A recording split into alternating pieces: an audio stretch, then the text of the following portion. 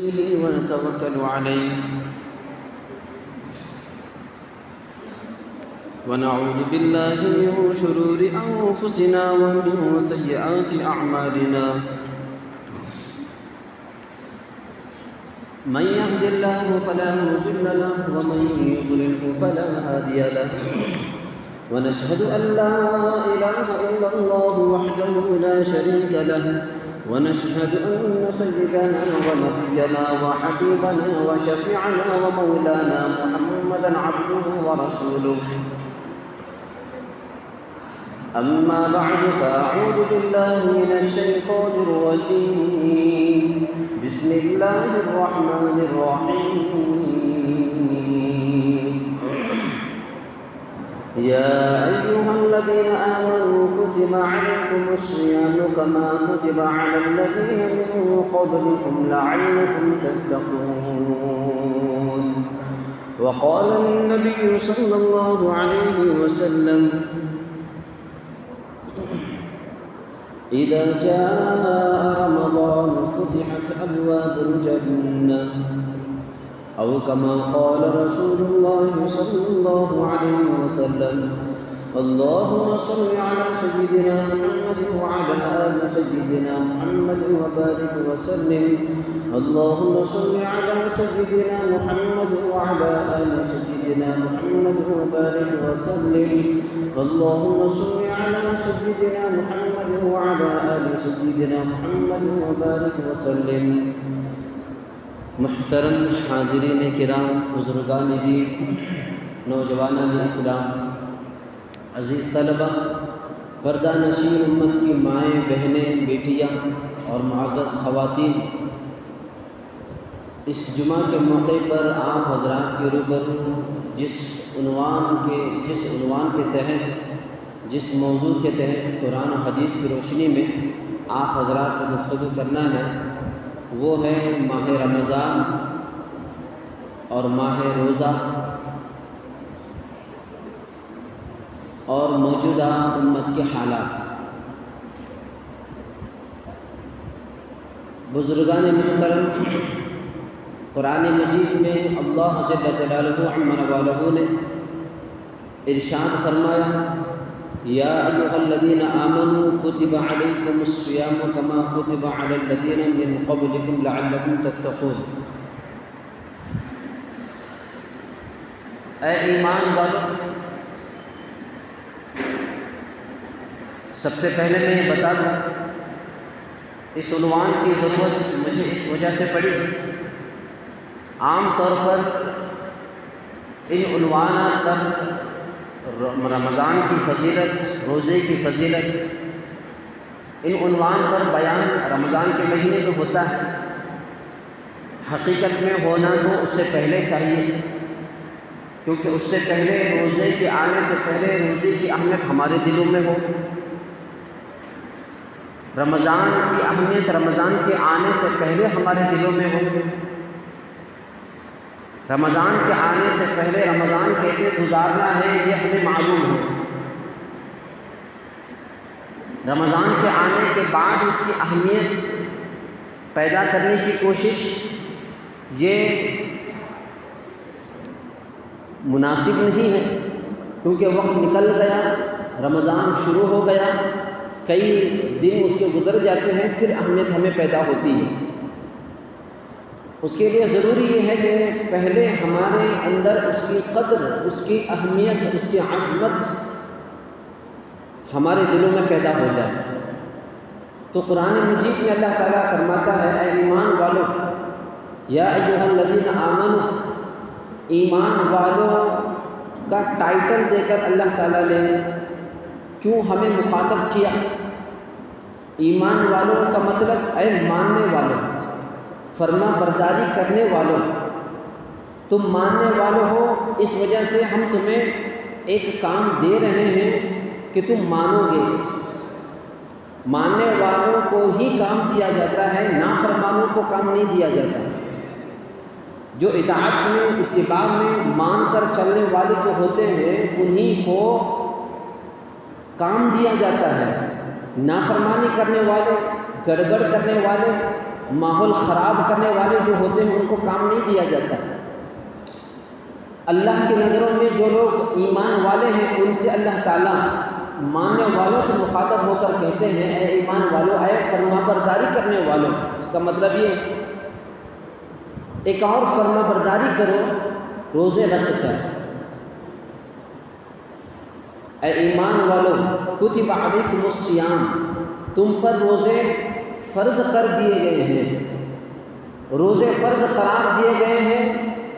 یہ روزے مستحب نہیں ہیں، یہ روزے نفل نہیں ہیں، یہ روزے رکھنا سنت نہیں ہے۔ رکھے تو چلے گا، نہیں تو نہیں رکھے تو بھی چلے گا، رکھے تو بھی چلے گا۔ نوجوان ہیں تو رکھیں گے، کمزور ہیں تو نہیں رکھیں گے، دل میں آیا تو رکھیں گے، دل میں نہیں آیا تو نہیں رکھیں گے۔ ایک ہفتہ رکھ لیے، 10 دن رکھ لیے، اب 10 دن رکھنے کی ضرورت نہیں، 30 روزے میں سے 10 روزے رکھیں گے، 20 روزے عیش میں گزاریں گے، 20 روزے رکھیں گے، 10 روزے نہیں رکھیں گے۔ ایسا اپنی من مانی سے نہیں گزاریں گے۔ اللہ تعالیٰ نے کہا کتب علیکم الصیام، تم پر روزے فرض قرار دیے گئے ہیں، یہ فرض ہے، مستحب نہیں۔ کتب علیکم الصیام کما کتب علی الذین، اور اللہ تعالیٰ آگے فرماتے ہیں روزے رکھ کر تم کوئی نیا کام نہیں کر رہے ہو، یہ کوئی پہاڑ تم نہیں کھود رہے ہو، نیا کام نہیں ہے یہ روزے رکھنا۔ اس سے پہلے لوگ بھی روزے رکھے ہوئے ہیں اللہ کے خاطر۔ مطلب کیا ہے؟ روزوں میں جو بھوک لگتی ہے وہ بھوک کی تکلیف صرف تم برداشت نہیں کر رہے ہو، بلکہ اس سے پہلے لوگ بھی بھوک روزی کی تکلیف برداشت کر چکے ہیں، بلکہ اس سے پہلے لوگ بھی پیاس کی شدت برداشت کر چکے ہیں، روزوں میں ہونے والی اذیت اس کو برداشت کر چکے ہیں۔ تم کوئی نیا کام انجام نہیں دے رہے ہو، پہلے لوگ بھی یہ کام کر چکے، اطمینان رکھو۔ تم کہیں پریشان نہ ہو جاؤ کہ ارے ہم کو نیا کام دیا جا رہا ہے، نیا کام ہم پر سونپا جا رہا ہے، یہ کیا ہو رہا ہے، یہ ظلم ہے، یہ نیا قانون کیا، بار بار قوانین مناسب نہیں ہیں، نئے قانون کو، نئے اصولوں کو لانا، یہ کیا تمہارا؟ اس طرح نہیں ہونا چاہیے، بلکہ اللہ تبارک و تعالیٰ فرماتے ہیں کہ تم سے پہلے لوگ بھی اس قانون کے تحت روزے رکھ چکے ہیں، انہوں نے تکلیف کو برداشت کیا ہے۔ اگر چلو یوں مان کر کے چلو کہ اس سے پہلے لوگ نہیں رکھے تھے روزے، اس سے پہلی والی امت روزے نہیں رکھی تھی، اگر مان کے چلو،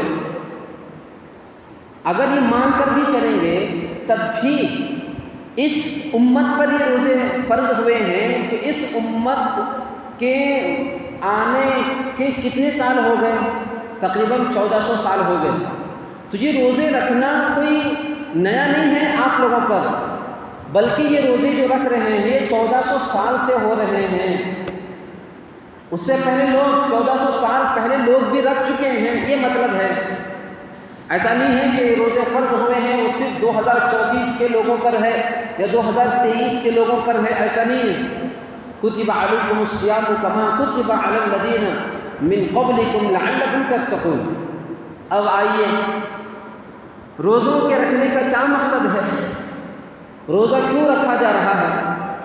روزہ رکھنے کا مقصد یہ ہے کہ اللہ کا ڈر پیدا ہو جائے، خوف پیدا ہو جائے، اللہ کی خشیت بندوں کے اندر پیدا ہو جائے، اسی لیے روزے کو فرض قرار دیا گیا۔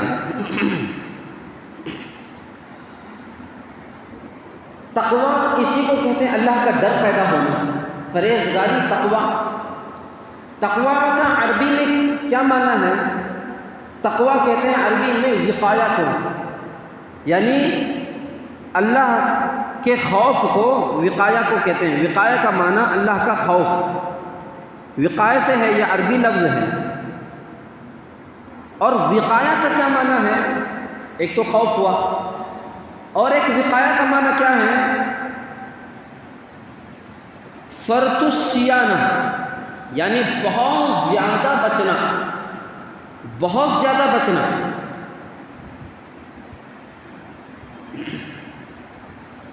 تقویٰ کا ایک معنی وقایہ ہے، تو تقویٰ کا معنی وقایہ جس کا معنی خوف ہے، اور صوم کا کیا معنی ہے؟ صوم کا معنی ہے فرط الصیانہ، بچنا۔ وقایہ کا معنی ہوا اللہ کا ڈر پیدا ہو جانا، صوم کا معنی ہوا فرط الصیانہ، بچنا۔ تو ان دونوں کے معنی کو اگر روزوں میں دیکھیں گے تو پتہ چلے گا روزے کا مقصد یہ ہوا گناہوں سے بچنا، اللہ کے ڈر سے، اللہ کا خوف پیدا ہو کر کے اگر کوئی گناہ سے بچتا ہے تو پھر اسے روزے کا صحیح مقصد حاصل ہو گیا۔ روزے کا اصل مقصد یہ ہے، روزہ رکھنے کا اصل مقصد یہ ہے، آدمی حرام میں مبتلا تھا، جھوٹ بول کر کے کماتا تھا، دھوکہ دے کر کے کماتا تھا، غیبتیں کیا کرتا تھا، نمازیں چھوڑا کرتا تھا، اللہ کی نافرمانی کیا کرتا تھا، ماں باپ کی نافرمانی کیا کرتا تھا، بہت سے گناہوں میں مبتلا تھا۔ اب رمضان کے بعد یا رمضان میں وہ گناہ سے وہ بچا ہوا ہے۔ کیوں بچا ہوا ہے؟ اللہ مجھے دیکھ رہا ہے، اللہ مجھے اس کام پر سزا دے گا، عذاب دے گا۔ اللہ کے ڈر کی وجہ سے وہ جھوٹ کو چھوڑ دیا، اللہ کے ڈر کی وجہ سے وہ دھوکہ دینا چھوڑ دیا، اللہ کے ڈر کی وجہ سے وہ حرام کاری سے بچ گیا۔ اب یہ روزے کا اصل مقصد اسے حاصل ہو گیا، گناہوں سے بچ تو رہا، شراب نہیں پیتا، اللہ کے ڈر کی وجہ سے نہیں۔ سماج کیا کہے گا مجھے؟ ارے میری بیوی بچے مجھے کیا کہیں گے؟ محلے والے کیا کہیں گے؟ اعظم نگر والے کیا کہیں گے؟ سماج کے ڈر کی وجہ سے وہ شراب نہیں پیتا، سماج کے ڈر کی وجہ سے وہ دھوکہ نہیں دیتا، سماج کے ڈر کی وجہ سے وہ جھوٹ نہیں بولتا، سماج کے ڈر کی وجہ سے وہ نماز نہیں چھوڑتا۔ اگر اس وجہ سے وہ ان تمام کے تمام چیزوں سے بچا ہوا ہے تو پھر یہ تقویٰ نہیں ہے۔ تقویٰ کہتے ہیں اللہ کے خوف، اللہ کا ڈر پیدا ہو جائے اور ڈر کی وجہ سے وہ تمام کے تمام گناہوں سے بچا رہے تو پھر یہ روزے کا اسے مقصد حاصل ہو گیا۔ یہ ہے لعلکم تتقون۔ حدیث میں آتا ہے اللہ کے نبی علیہ الصلوۃ والسلام نے ارشاد فرمایا اذا جاء رمضان فتحت ابواب الجنہ، جب رمضان شریف کا مہینہ آ جاتا ہے تو اللہ جنت کے دروازوں کو کھول دیتا ہے۔ بخاری شریف کی روایت ہے، اسی بخاری شریف کے اندر ایک اور روایت ہے اذا جاء رمضان فتحت ابواب الرحمہ، جنت کے دروازوں کو کھول دیتا ہے، ساتھ ہی ساتھ اللہ تعالیٰ رحمت کے دروازوں کو بھی کھول دیتا ہے رمضان کا مہینہ آنے کے بعد۔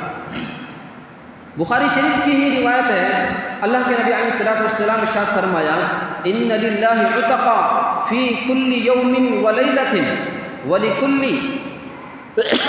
عبد منہ دعوت مستجابہ۔ بخاری شریف کی روایت اللہ کے نبی صلی اللہ علیہ وسلم نے ارشاد فرمایا اللہ رمضان شریف کے ہر دن اور رات میں بہت سے لوگوں کو جہنم سے خلاصی دیتے ہیں، جہنم سے آزاد کر دیتے ہیں، جنت میں داخل کر دیتے ہیں ہر رات اور دن میں۔ وہ کیوں؟ اس کے بہت ساری وجوہات ہیں، کیونکہ اس مہینے کے اندر کافی سارے بندے توبہ میں، استغفار میں، گناہوں سے بچنے میں، اللہ سے قربت حاصل کرنے میں، اللہ سے اپنا رشتہ مضبوط کرنے میں اپنا وقت گزار رہے ہیں، تو اسی کے حساب سے ہر دن اور رات اللہ تعالیٰ بندوں کی مغفرت کرتے رہتے ہیں۔ اسی طرح وَلِكُلِّ عَبْدٍ مِّنْهُ دَعْوَةٌ مُّسْتَجَابَةٌ، اللہ کے نبی علیہ الصلوۃ والسلام نے ارشاد فرمایا رمضان شریف کے اس مہینے میں ہر دن، ہر گھڑی میں، ہر دن اللہ تعالیٰ بندے کی تمام دعاؤں میں سے کوئی نہ کوئی دعا ضرور قبول کرتے ہیں۔ یہ پوائنٹ کی بات ہے، ایسا نہیں ہوتا کہ بندہ اس دن بہت ساری دعائیں کیا لیکن دعا ایک بھی قبول نہیں ہوئی، ایسا نہیں ہوتا۔ سچے دل سے اللہ تعالیٰ سے دعا کرتا ہے کہ تمام دعائیں قبول ہو جاتی ہیں، لیکن اگر اس دن اس نے بہت ساری دعائیں کیا تو ایک دعا تو ضرور قبول ہوتی ہے، ایک دعا تو ضرور قبول ہوتی ہے، ایسا نہیں ہوتا کہ اس کی دعا قبول نہیں ہوئی۔ تو یہ اللہ کے نبی صلی اللہ علیہ وسلم نے ارشاد فرمایا۔ اسی طرح حدیث میں آتا ہے صیام رمضان الی رمضان کفارۃ لما بینہما، رمضان شریف کے روزے ایک رمضان سے لے کر دوسرے رمضان تک رکھنا، ایک رمضان شریف کے روزے رکھنا ایک رمضان سے لے کر دوسرے رمضان تک کے تمام گناہوں کا کفارہ ہے۔ اس درمیان میں ہونے والے تمام گناہوں کو یہ روزے معاف کر دیتے ہیں، کفارۃ لما بینہما۔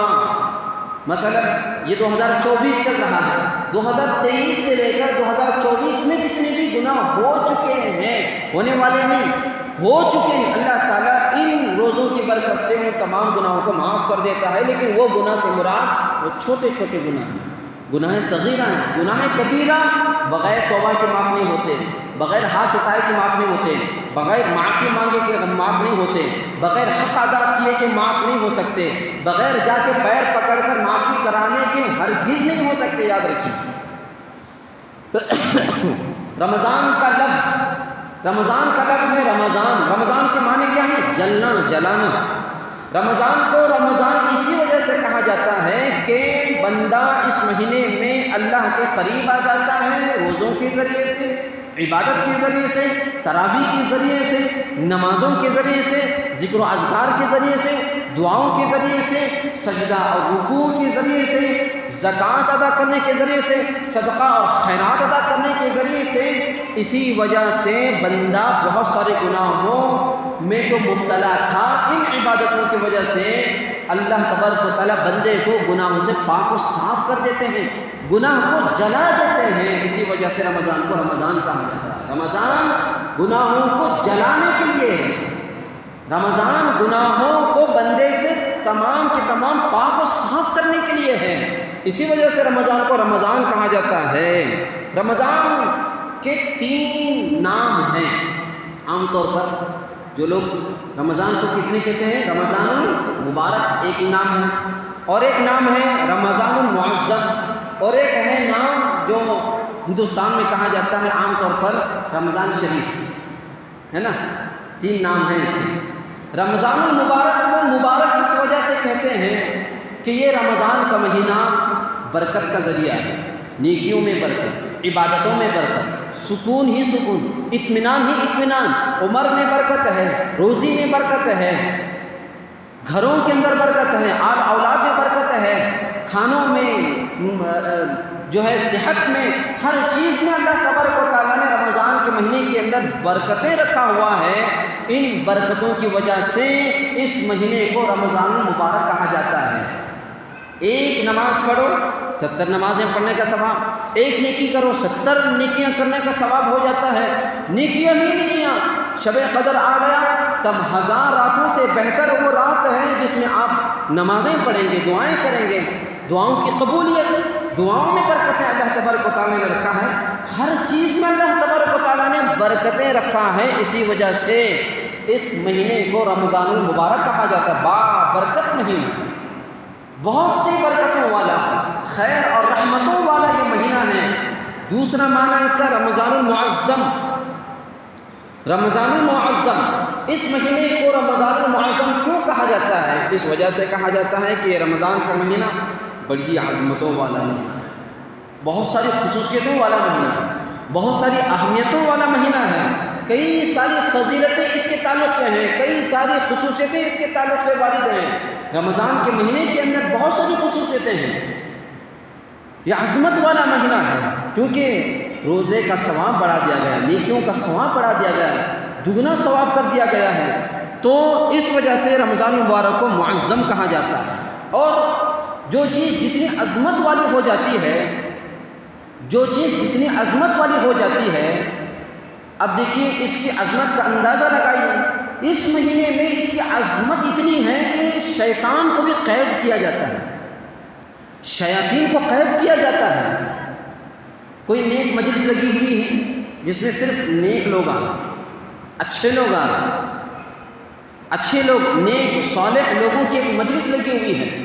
اب اس مجلس میں کوئی شراب پی کر کے آ جائے، نشہ کر کے آ جائے، ہل رہا ہے، ڈل رہا ہے، یا اس کے منہ سے بدبو آ رہی ہے، کوئی اگر سگریٹ پی کر بھی آ جاتا ہے تو کہتے ہیں کہ کیسے عقل ہے یا نہیں ہے تجھے، کس مجلس میں سگریٹ پی کے آیا ہے، چلے جا یہاں سے، نہا دھو کر کے آ جا، صاف ہو کر کے آ جا۔ شراب کی بدبو آ جاتی ہے تو اس کو جو خود سے کراہت ہو جاتی ہے کہ پتہ تو چل جاتا ہے کہ یہ نیک لوگوں کی مجلس ہے، اب مجھے وہاں نہیں جانا چاہیے کہ میں نے گناہ کیا ہے، میں برے کام میں مبتلا ہوں، مجھے نہیں جانا چاہیے وہاں پر۔ اب یہ رمضان کا مہینہ نیکیوں کا مہینہ، عبادتوں والا مہینہ ہے، اس میں برا آدمی بھی اچھا ہو جاتا ہے، اچھے لوگوں کا مہینہ ہے، اچھا بننے کا مہینہ ہے۔ اسی وجہ سے اللہ تبارک و تعالیٰ اس مہینے کے اندر شیطان کو بند کر لیتے ہیں، یہ اچھے لوگوں میں تیرا کچھ کام نہیں ہے، چل تو جیل میں قید ہو جا۔ سلاخوں کے پیچھے اللہ تبارک و تعالیٰ زنجیریں ڈال کر قید کر لیتے ہیں، نیک لوگوں میں تیرا کچھ کام نہیں ہے۔ اب یہ نیک لوگوں کے جمع ہونے کا وقت ہے، اچھے لوگوں کے جمع ہو کر عبادت کرنے کا وقت ہے، اب تیرا کوئی کام نہیں ہے یہاں پر۔ اس طرح اللہ تبارک و تعالیٰ، اسی وجہ سے اس کو رمضان المعظم کہتے ہیں۔ رمضان شریف کیوں کہتے ہیں؟ کیونکہ اس مہینے کے اندر بہت سارے لوگوں کے اندر شرافت آ جاتی ہے، آتی ہے کہ نہیں آتی؟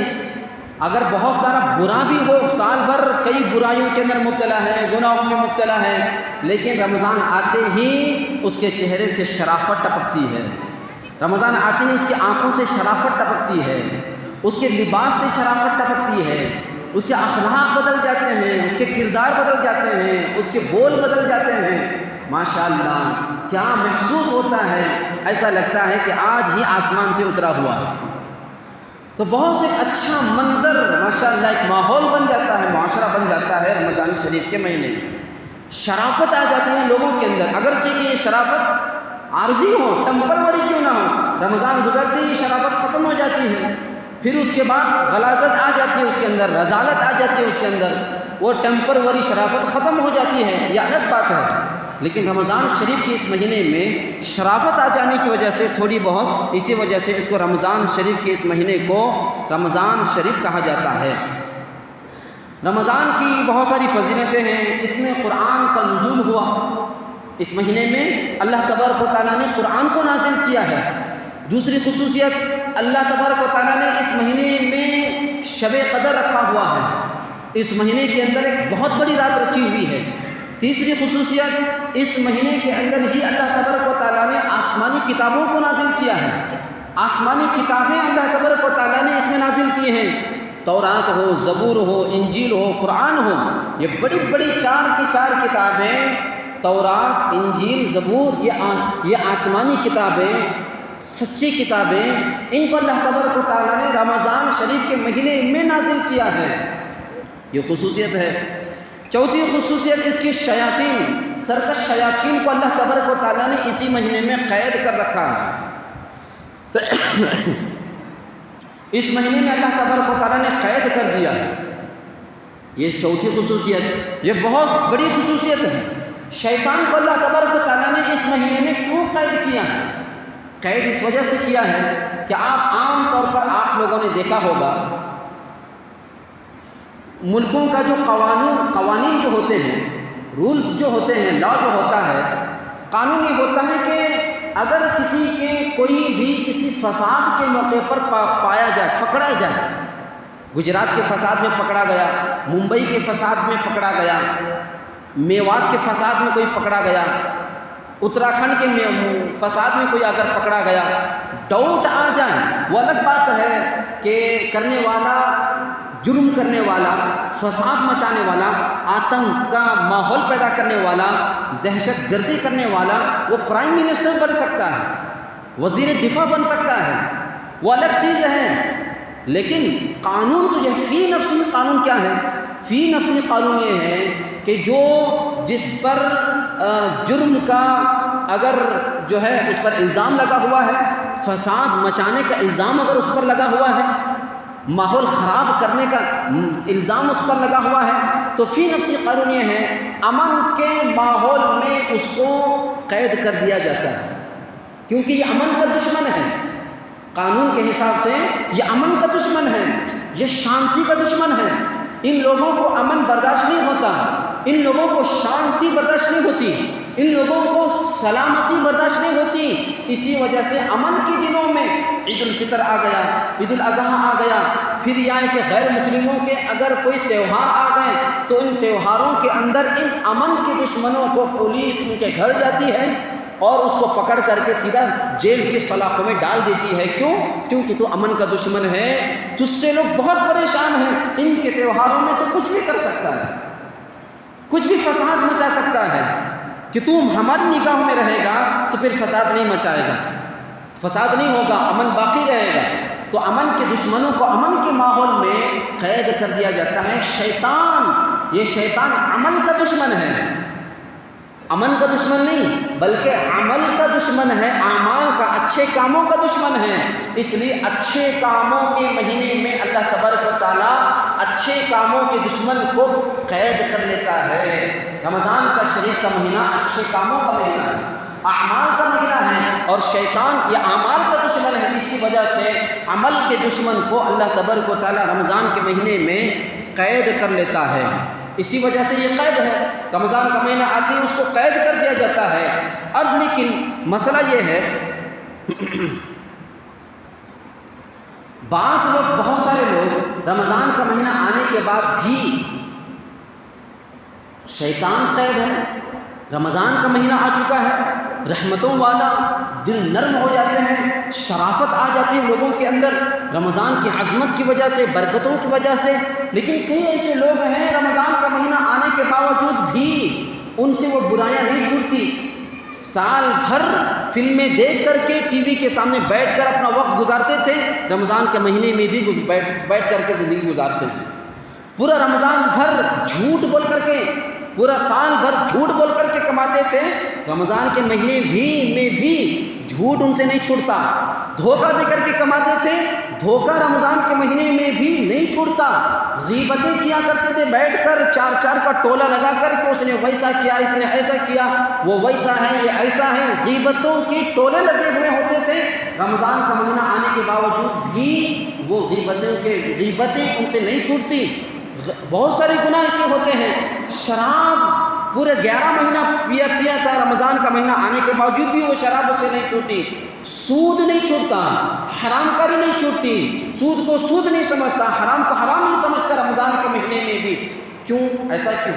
جبکہ شیطان بھی قید ہے، شیطان بھی بند ہے، سلاخوں کے پیچھے ہیں، اس کو قید کر لیا گیا ہے، لیکن پھر بھی کیوں؟ وجہ یہ ہے، اس کی کچھ وجوہات ہیں۔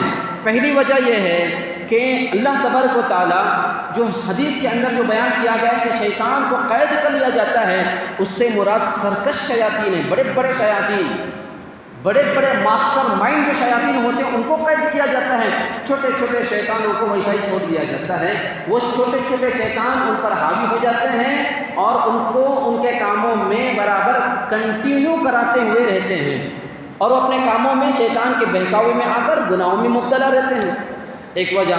دوسری وجہ یہ ہے کہ نفس کی وجہ سے، نفس، شیطان کو اللہ تبارک و تعالیٰ قید کر لیا ہے، لیکن نفس کو کھلا چھوڑا ہوا ہے، نفس 11 مہینے نفس پر اتنا اس کا کنٹرول نہیں رہا، رمضان کے مہینے میں بھی اس کا جو ہے کنٹرول نہیں رہتا، رمضان کا مہینہ آنے کے بعد بھی اسے نفس پر کنٹرول نہیں رہتا، نفس اتنا موٹا ہو گیا اب وہ کسی کے قابو میں آنے والی چیز نہیں ہے۔ شیطان ایسی چیز ہے، شیطان کے سامنے قرآن پڑھو شیطان بھاگ جائے گا، اذان دو شیطان بھاگ جائے گا، لیکن نفس کو چاہے اس کے سامنے قرآن پڑھو، چاہے اذان دو، چاہے تلاوت کرو، چاہے ذکر کرو، چاہے تم ان کے سامنے ذکر جہری کرو، کیسا بھی تمہیں لمبی لمبی دعائیں کرو، اس نفس کو تم کعبۃ اللہ میں لے جاؤ، کعبۃ اللہ کا طواف کراؤ، چاہے تعویذیں باندھو یا پورا کا پورا قرآن تعویذ بنا کر گلے میں باندھو، لیکن نفس جو ہے وہ قابو میں نہیں آتا، نفس کو کنٹرول کرنے کی ایک ہی دوا اللہ کے نبی علیہ السلام نے بیان کی ہے، اللہ تبارک و تعالیٰ نے اس کا ایک ہی علاج بتایا ہے جس سے نفس کنٹرول میں آ جاتا ہے، قابو میں آ جاتا ہے، وہ ہے روزہ۔ روزہ ایک ایسی چیز ہے جس سے نفس کنٹرول میں آ جاتا ہے، شیطان کو کنٹرول کرنے کے بہت سارے ایسے راستے ہیں، بہت ساری چیزیں ہیں، لیکن نفس کو کنٹرول کرنے کی ایک ہی چیز ہے، وہ روزہ ہے۔ روزے کو اگر پابندی سے ہو بہو جس طرح حکم دیا گیا ہے اس طرح اگر روزہ رکھا جائے تو اللہ سے قوی امید ہے کہ یہ نفس ہمارا کنٹرول میں آ جائے گا۔ نفس جو خواہشات بڑھا کر کے آدمی کو گناہ پر ابھارتا ہے، برے کاموں پر ابھارتا ہے، شرابی کو شراب پینے پر ابھارتا ہے، سود خور کو سود خوری پر ابھارتا ہے، حرام کاری پر ابھارتا ہے، غلط بولنے پر ابھارتا ہے، جھوٹ بولنے پر ابھارتا ہے، دھوکہ دینے میں ابھارتا ہے۔ یہ تمام کے تمام چیزوں پر کنٹرول اگر آپ روزہ رکھیں گے، پورے مہینے کے اندر پوری پابندی کے ساتھ جس طرح رہنے کا حکم ہے، تو پھر انشاءاللہ العزیز یہ نفس قابو میں آ جائے گا اور پھر گناہوں سے بچنا آسان ہو جائے گا۔ تیسری وجہ، رمضان کے مہینہ آنے کے باوجود بھی لوگ گناہوں سے نہیں چھوٹتے، گناہوں سے باز نہیں رہتے۔ جس کی تیسری وجہ یہ ہے 11 مہینے بری صحبت میں رہا، برے لوگوں کے ساتھ میں رہا، صحبت بد میں رہا، غلط لوگوں سے تعلقات رکھ لیا، برے لوگوں کے ساتھ میں دوستی کر لیا، گھٹیا لوگوں کے ساتھ اٹھنا بیٹھنا رہا، تو ان کی صحبت میں رہنے کی وجہ سے اس کے اثرات اتنے مہیا ہو گئے کہ وہ گناہ کی عادت پڑ گئی، گناہ کی عادت پڑ گئی۔ اور جن لوگوں کو گناہ کی عادت پڑ جاتی ہے، رمضان میں بھی وہ عادت چھوڑنا اس کے لیے بہت مشکل ہو جاتا ہے۔ قدر ہوتی ہے رمضان کی، قدر ہوتی ہے رحمت کے عشرے کی، مغفرت کے عشرے کی، مغفرت کے عشرے کی، برکت کے عشرے کی قدر ہوتی ہے، قرآن کی وغیرہ، لیکن عادت سے مجبور ہے، عادت سے مجبور ہو جاتا ہے۔ اسی وجہ سے رمضان کے مہینے میں بھی وہ گناہوں سے باز نہیں رہتا، عادت پڑ گئی، پورا سال فلمیں دیکھ دیکھ کر کے اس نے زندگی گزار لیا، پورا سال نمازیں چھوڑ کر کے زندگی گزار لیا، لیکن اب جب رمضان کا مہینہ آ گیا، اب عادت سے مجبور ہے، پورا سال اس میں مبتلا ہو گیا تھا، رمضان کا مہینہ آئے گا، 2-3 دن نمازیں پڑھ لے گا، پھر چوتھے دن سے وہی رفتار جو پورے 11 مہینے تھی ابھی وہی رہے گی۔ یہ عادت سے مجبور ہونے کی وجہ سے، اسی لیے پابند ہونا چاہیے، برے لوگوں سے بچنا چاہیے، برے لوگوں کی سنگت کو چھوڑ دینا چاہیے، برے لوگوں سے دوستی نہیں رہنا چاہیے، ان کی صحبت سے اپنے آپ کو بچا لینا چاہیے۔ اگر آپ کی اولاد میں سے کوئی اولاد اگر برے صحبت میں ہے، مبتلا ہے، تو پھر اسے بچانے کی پورے کے پورے آپ تدبیریں کریں، ترکیبیں سوچیں، اس کو بولیں، سمجھائیں، کاؤنسلنگ کریں، یا پھر ڈانٹ ڈپٹ سے کام لیں، لیکن اپنے بچوں کو اس سے بچا کر کے رکھیں۔ یہ تیسری وجہ ہے۔ اسی طرح رمضان کی اصل قدر کیا ہے، اصل قدردانی رمضان شریف کی کیا ہے؟ وہ ہے روزہ رکھنا۔ روزے رکھنا یہ سب سے بڑی قدر ہے۔ روزے رکھنا، بچپن سے روزے رکھتے ہوئے آ رہے ان بوڑھے لوگوں کو دیکھو جن کی بڑی بڑی عمریں ہیں، نوجوانوں میں تم سے کہہ رہا ہوں، جن کی عمریں نوجوان ہیں، نوعمر ہیں، اللہ تبارک و تعالیٰ نے طاقت قوت دے رکھا ہے، پاور دے رکھا ہے۔ بوڑھے لوگوں کے دیکھو بچپن سے روزے رکھتے ہوئے آ رہے ہیں، ڈاکٹر نے کہہ دیا کہ آپ کو شوگر ہے، بی پی ہے، روزہ رکھنے سے آپ کو یہ تکلیف ہو جائے گی، یہ نقصان ہو جائے گا، شوگر بڑھ جائے گی، بی پی ہائی ہو جائے گی، بی پی لو ہو جائے گی۔ کہنے کے باوجود بھی بہت سارے بزرگان دین ایسے ہیں، بہت سارے بوڑھے حضرات ایسے ہیں، روزہ نہیں چھوڑتے۔ وہ یہ کہتے ہیں کہ روزہ رکھوں گا، اگر توڑنا پڑے تو توڑوں گا، لیکن روزہ نہیں چھوڑوں گا۔ ہوتے ہیں کہ نہیں ہوتے؟ ایسے بعض بزرگان دین تقویٰ پرہیزگار والے ہوتے ہیں، بوڑھے حضرات، ان کی اولادیں ان کو کہتی ہیں کہ ڈاکٹر آپ کو منع کر رہا ہے، صحت بگڑ گئی تو ہم کیا کریں گے؟ آپ کو اپنی صحت کی فکر کرنی چاہیے، فدیہ دے دیں گے آپ کے روزوں کا، ڈاکٹر نے منع کیا ہے روزہ مت رکھو، لیکن پھر بھی ان کو برداشت نہیں ہوتا۔ رمضان کے مہینے کی اتنی عظمت، اتنی قدر ہوتی ہے کہ روزہ چھوڑنا ان کو برداشت نہیں ہوتا۔ لیکن آج نوجوان ذرے تھوڑی بہانے پر، معمولی لنگڑے بہانے کر کے آج روزہ چھوڑ دیتا ہے نوجوان آج روزہ چھوڑ دیتا ہے، حالانکہ سحری بھی کھاتا ہے، وہ بھوکا رہنا کیا ہے، سحری بھی کھاتا ہے، افطار بھی کھاتا ہے، اور اس نوجوان کو اس کے والدین سحری میں ٹکا کر کے کھلاتے ہیں۔ ارے 12 گھنٹے بھوکا رہنا ہے، کھاتے جا 12 گھنٹے بھوکا رہنا ہے، 12 گھنٹے بھوکا رہنا ہے، 12 گھنٹے بھوکا رہنا ہے، اور جب افطار آ جاتی ہے تو پھر جو 4-4 5-5 پلیٹ بڑا دبا کر کے کھاتا ہے۔ ارے پورا دن بھر بھوکا رہا، 12 گھنٹے بھوکا رہا، سحری میں بھوکا رہنا ہے بول کر کے کھاتا ہے، اور افطار میں بھوکا رہا ہے بول کر کے کھاتا ہے۔ یہ حالت ہے، کھاتا ہی رہتا ہے۔ اصل میں ہمارے روزوں کا کیا حال ہے؟ ہمارے روزوں کا یہ حال ہے کہ عربی میں روزے کو کس کو کہتے ہیں؟ صوم، روزہ کہتے ہیں صوم، اور صوم کا معنی کیا ہے؟ شریعت میں فی الشرع عبارت عن امساک مخصوص بصفت مخصوصۃ، مخصوص نیت کے ساتھ مخصوص چیزوں سے رک جانا یہ روزہ ہے۔